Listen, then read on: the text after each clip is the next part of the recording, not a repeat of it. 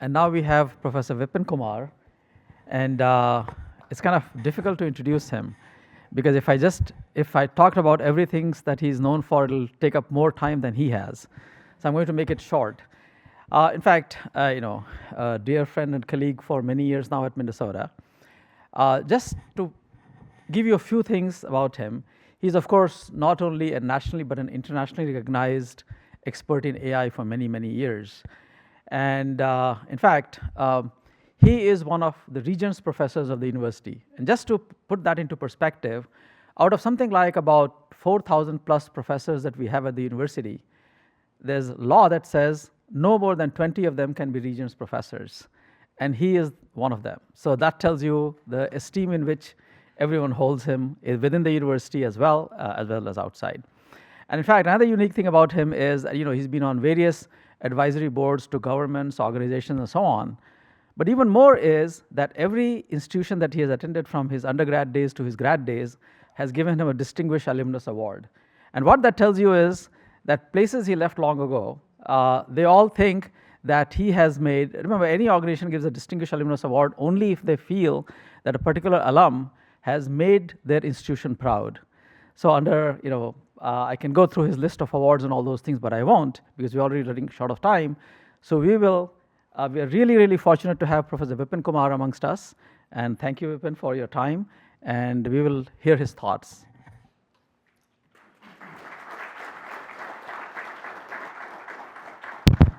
Thank you, Jaideep, for a very warm introduction.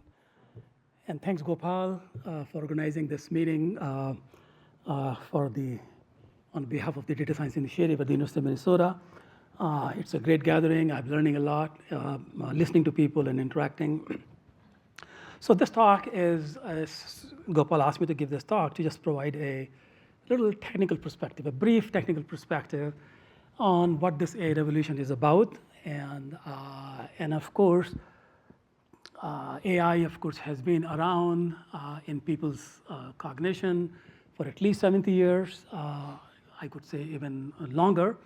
But if there was any doubt in anybody, anywhere in the world, as to whether this technology is interesting or important, it went away about 2.5 years ago with the introduction of ChatGPT, and just after Thanksgiving. So, and then very quickly last year, both Nobel Prizes in chemistry and physics were sort of awarded to the people, for the AI-related work. But what I want to remind people is that this revolution has been brewing for more than 7 decades, and it's a confluence of development along 3 directions: computing, data, and algorithms, which we call machine learning now. And for computing, Ashish, in this previous talk, gave a beautiful example of a chessboard, put a rice grain on one box, 2 on the next one, 4 on the next one. 64 years later, what happens? And actually, you can go back 64 years and then see the computing power, and then you get exactly the same multiplier. The data actually has been growing in recent times at even faster rate. Right? That's mind-boggling. And the algorithms, of course, have been coming. Algorithmic research is, of course, going on, as I said, for the last 70 years in multiple sub-communities within computing or computational field. You got a good preview of that from Konstantin Aliferis just after lunch yesterday, if you attended his talk. And those innovations have come together. And it's very important for us to know that it's not just any one of these technologies. It's 3 of them coming together made this happen. And I'll say something more about that on the next slide. The other thing that I want you to all remember is that Minnesotans have played a critical role in each of these 3 circles. Okay? That is the evolution of computing, of data, and algorithms.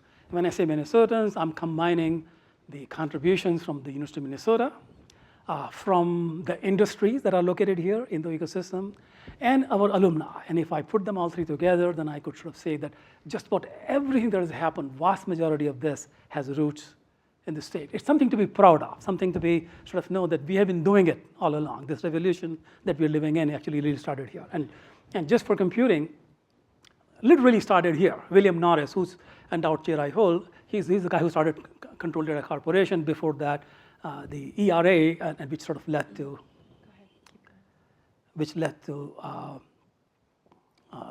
CDC, is sort of a series of technologies that just all started right here in the Twin Cities, right? And I can go on. Big data, the same thing. Algorithmic advances, I could give an entire lecture on where the landscape of AI is today and how Minnesotans really contributed to each one of them. But the key thing is that we are at an inflection point. Even Senator Klobuchar mentioned that this morning, right? Which means that we have seen a growth, and those of you who think ChatGPT is everything, stay tuned. We are at an inflection point, right? It's a growth that's coming, right? And what's coming may be very hard to predict, right? And with all of its benefits and hazards that sort of come together. Okay? And I just want to give you sort of a more sort of a semi-technical tool, just to sort of give you a sense of what I'm talking about, what got us to the ChatGPT and what lies beyond. In 1956, the year I was born was the year the first basic components of deep neural networks, as you call them today, were tested into a computation system called perceptrons, right? The perceptron was able to do something. There was a cover magazine of Life magazine, which was the magazine at the time. Artificial intelligence has arrived, right? And very quickly, people figured out, no, it's just a hype. It's not getting us anywhere. About 30 years later, another hurdle was crossed, okay? And the person, Jeff Hinton, that you sort of see, you might have heard of the name, the godfather of deep computing, who got that physics Nobel Prize just a few months ago. He invented an algorithm. Actually, he reinvented an algorithm for training a multi-layer set of neurons, because the algorithm was really invented by a mathematician in 1973 at Harvard. The guy did the PhD, but the algorithm was buried in the books. But then you see the three circles. The other two circles weren't there to support him, and some more advances happened, and then independently reinvented the methodology. Another big excitement, if you can turn yourself back to 1980s, neural network was the big thing. But then that excitement subsided within about 3-4 years.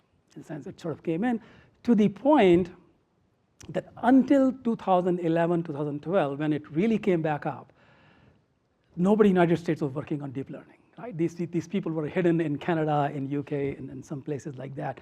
It was not kosher to talk about the neural networks in the US. Like, hey, looking at technology that's been beaten twice, right? Okay.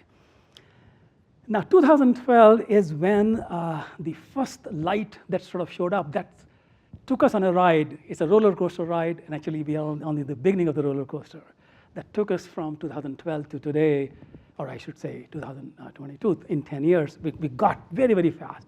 And I'm giving you all of this because we have a lot more to go, and it's uncharted territory.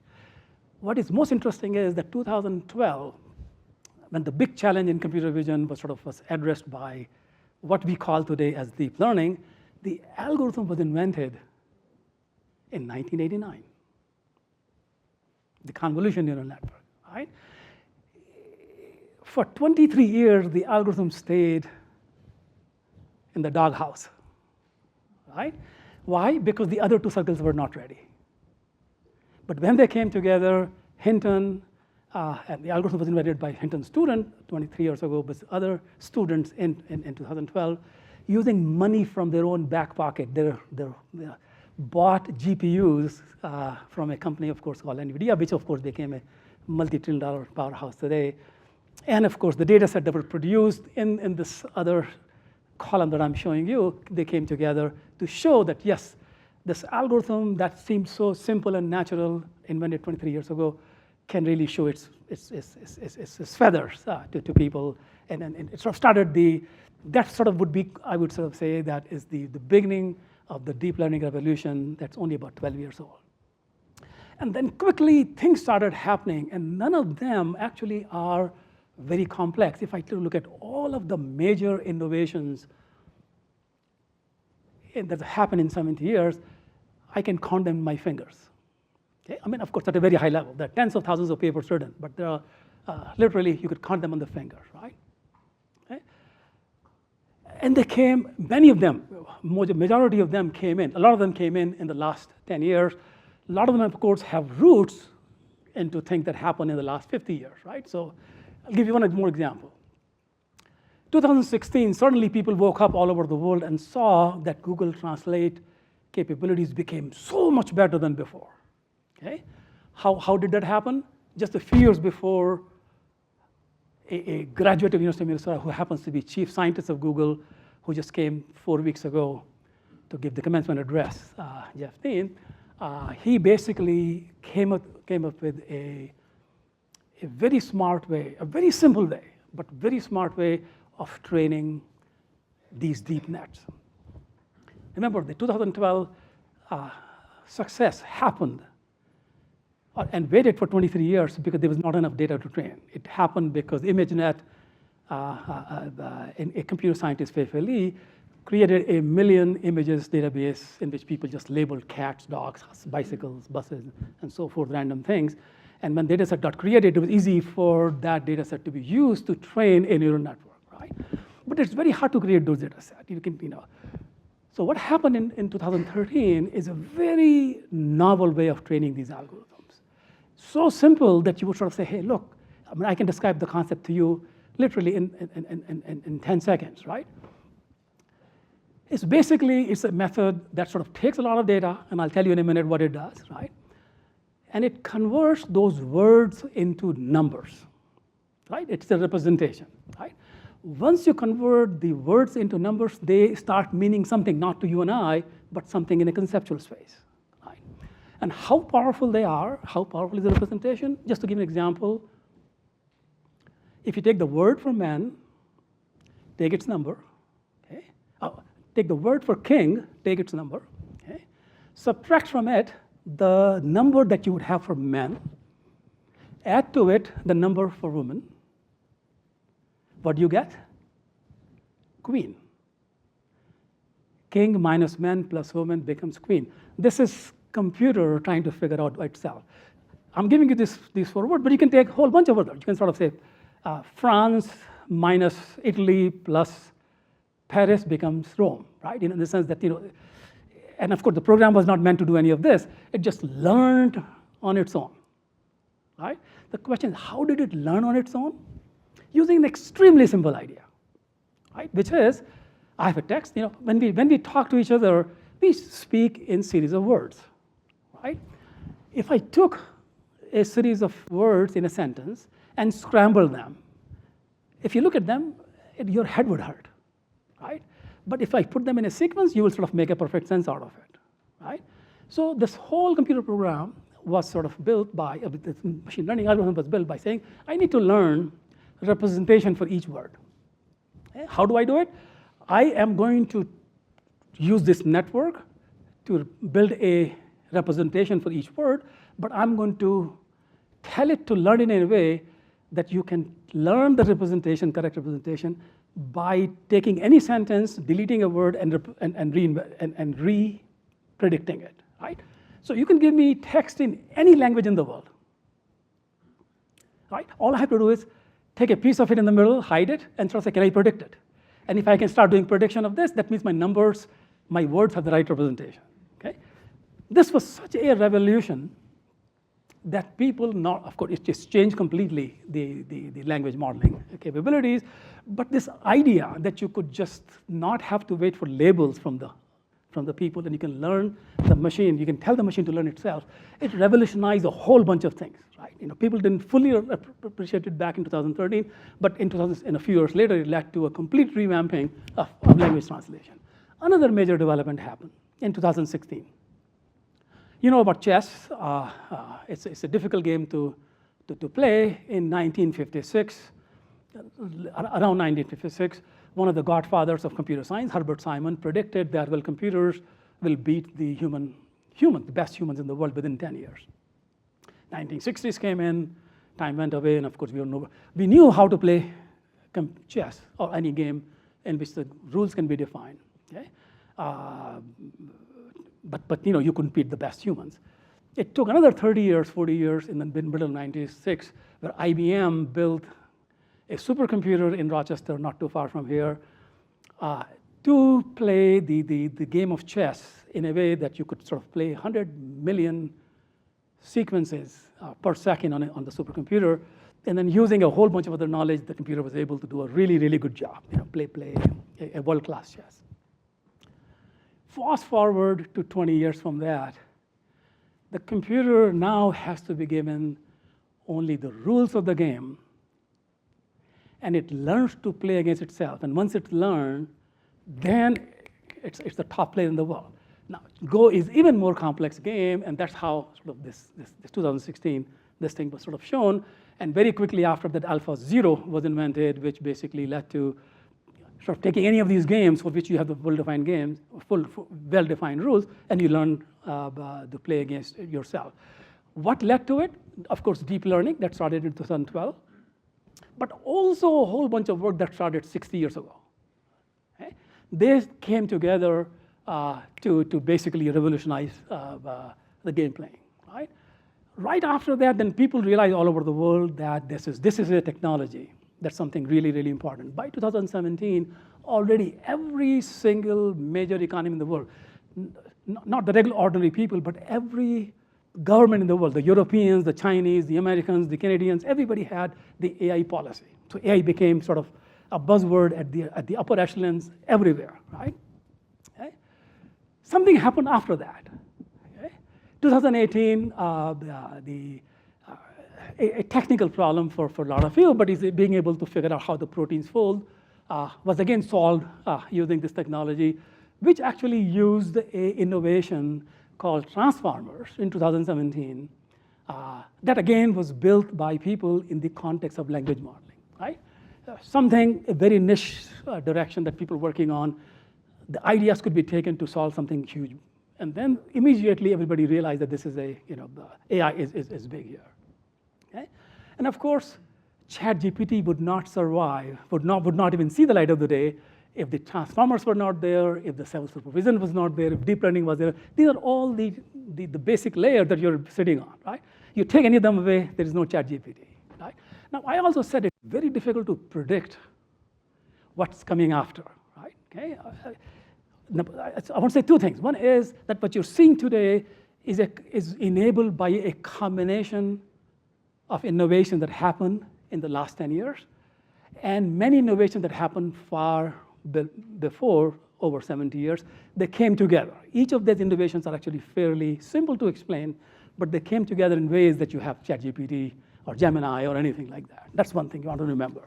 The second thing is that at any given time, if I go back, it's very hard for us to predict what's coming right after that. I'll give you an example. I told you by 2017, every economy in the world, major economy, wanted to have AI strategy. So National Science Foundation basically tasked the Computing Community Consortium and the Association for Advancement of AI, this is the international organization, to come together for a 20-year roadmap for AI. They sort of tasked this group in 2018. Okay? We all, about 80 people met together in Washington, in San Francisco. And I remember the discussions, right? Transformers, which actually played such a critical role, had a sort of a side mention in that discussion. I went back and looked at the 80-page report. I can't find a single reference to this, right?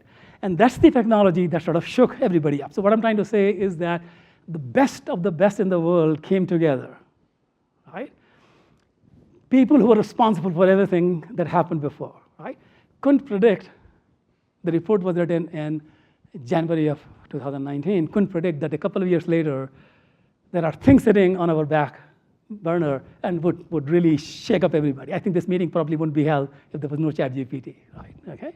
So this sort of tells you as to how things are changing, right? Okay. So then the other thing I would like to sort of remind people is that there's a lot of tendency to sort of say, hey, look, ChatGPT will solve out my problem. Let the next chat box, whether it comes out of Google or OpenAI or Meta or any other, or DeepSeek from China, all I have to do is just use these to solve my problem. Eventually, this chat box will become so big that they can do everything for me. Right? That's one view people have.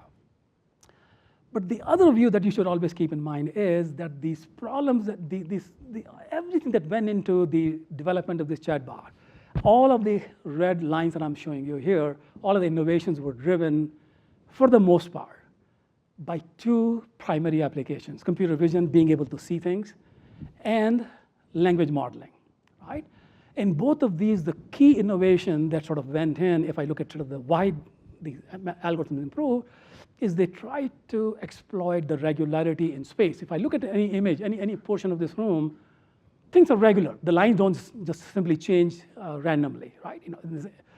Similarly, in language, the information that's presented to us has some regular structure. So basically, much of what you can sort of see in terms of the advances in machine learning could be looked at as exploiting some sort of a regularity in the space and sequences. But the world is much richer than that. You're looking at medicine, you're looking at sciences, you're looking at design of materials, addressing environmental challenges, and they all bring in new interesting challenges, right?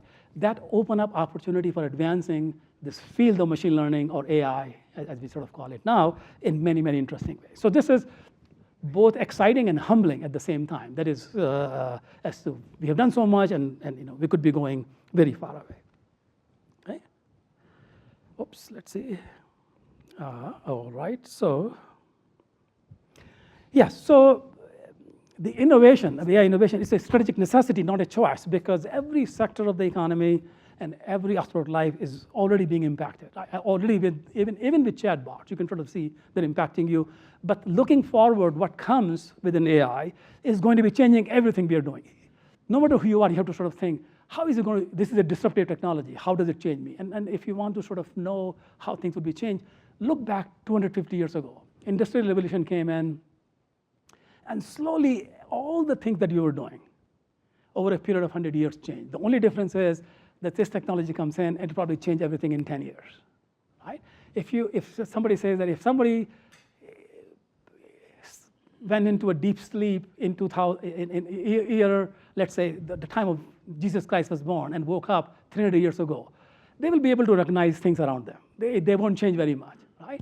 But if somebody woke up 300 years ago and somebody slept 300 years ago and woke up 10 years ago, they would sort of say, well, what the heck is going on? There are cars, there are planes, they don't make sense, right? Similarly, the kids who are born today, they can't recognize as to how we were living 20 years ago without the internet, without the technology. So this is a disruptive change. This is an amazing change, which means it's going to impact all of us, and it's going to impact us at a much, much faster pace than you can imagine. Okay? Of course, every industry is impacted. I listed some of the Minnesota companies, but also, as the Senator Amy Klobuchar mentioned, and of course many of you, is the technology that has a lot of reward, but also poses a whole bunch of existential risk, right? But what I like to, of course, make sure is, of course, the policies are put in place to make sure we have the right guardrails, but we also have to make sure the guardrails don't become the roadblocks, right? There's a risk of both of these together. And more importantly, AI can drive massive benefits for the entire society. And the kinds of things that excite me is that you could be using AI to solve the problems that are previously unsolvable. There are some of the greatest challenges, like curbing climate change, improving healthcare, which is the focus of this meeting, improving the security for food, water, and energy, building materials that are sustainable, and then the list sort of goes on, right?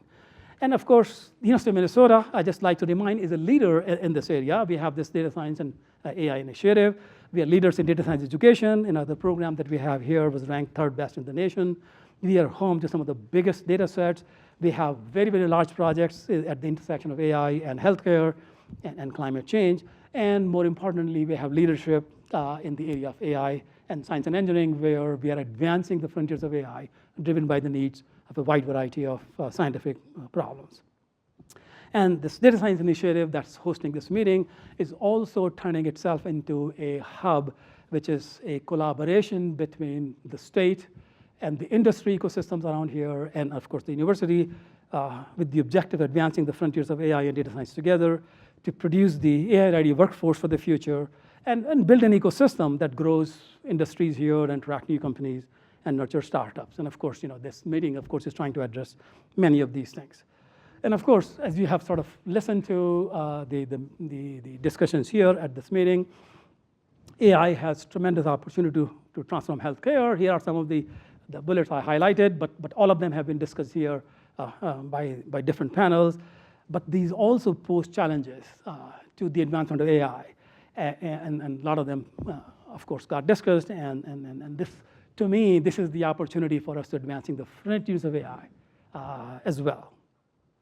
We have a whole bunch of faculty members here. I'm just going to feature their names and then their titles just for a little bit. So those of you who are coming from outside the university and look for people who look to collaborate with Professor Ju Sun. He's looking at the AI-based diagnostic models. Professor Catherine Zhao, who's working on personalized mental health care to advance prosthetics. Professor Yoga Vardaraja, who's building foundation models, which of course are the underlying technology that goes into things like ChatGPT, but they're meant for, especially for healthcare and AI, combination. Professor Jaideep Srivastava, who of course led a panel yesterday. His primary interest at a very high level is how do you move from the episodic and reactive care to continuous proactive care, and within that, there are a whole bunch of interesting questions that one has to sort of address. And he has a big group in this area and had a lot of collaborations here. And Professor Georgie Simon, who again is working, and he and Konstantin Eliferis, whom you heard from yesterday, they wrote that book that you sort of, that was mentioned, featured yesterday. And he and a student has been working on foundation models for electronic health records that are guided by the medical knowledge. So with that, let me stop since we are running out of questions. So time, so maybe I'll be happy to take any questions. Thank you for your attention.